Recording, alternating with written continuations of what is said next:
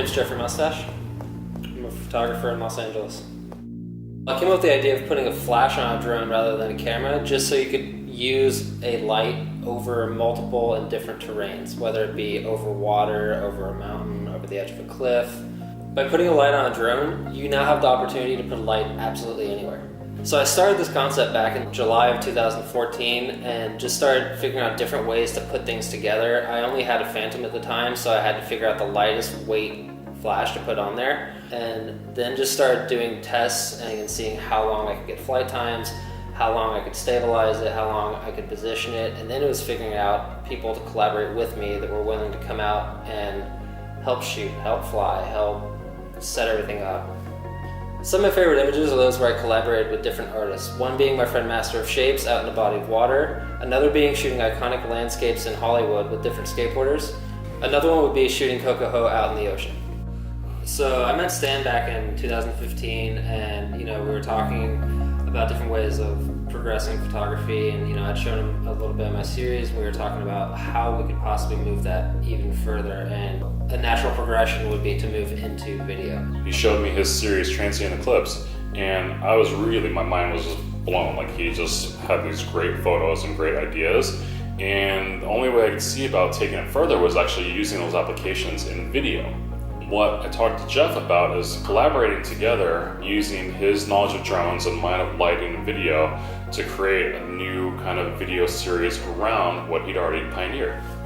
The applications of it are endless. With the use of drones and having a light on it, you're simply up in the air and you can toggle left or right, move it 3 feet, move it 100 feet, and you get instant results. So the thing that I liked at it from a commercial standpoint is you can put yourself in these dramatic landscapes and amazing backgrounds, but you can still go ahead and key light very important products that you're trying to bring to a consumer market. It really makes it interesting and opens up a whole new door of how to go ahead and document products in beautiful places. With having the transition from stills to video, you're obviously looking at a bigger rig because of lighting, batteries, and flight time. So that was the challenge that, for me, conceptualizing, I'd actually take to Jeff, and then he actually had to build the drone.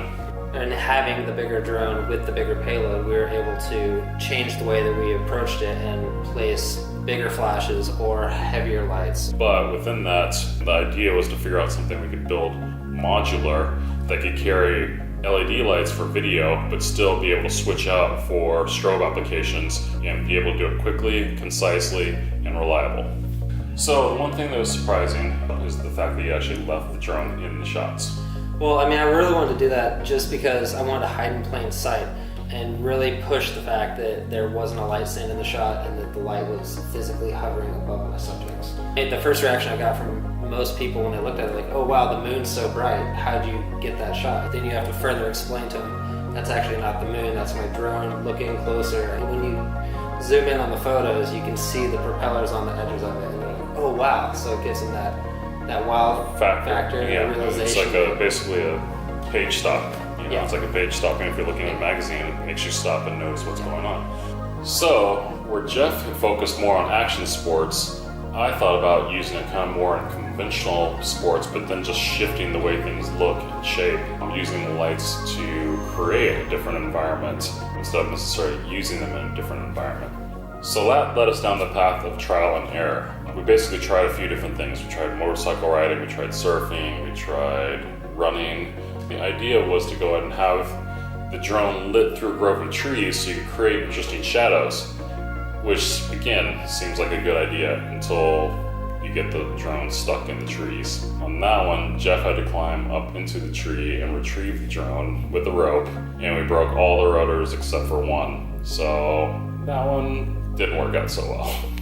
So we took that into a larger open field, larger open space, something that's super simple that anyone does running, but put it into a space where people normally, because they get off work, run at nighttime, and that way it becomes applicable in more of an advertising type of setting. Just a new way of showing a sport or documenting that people hadn't necessarily thought of.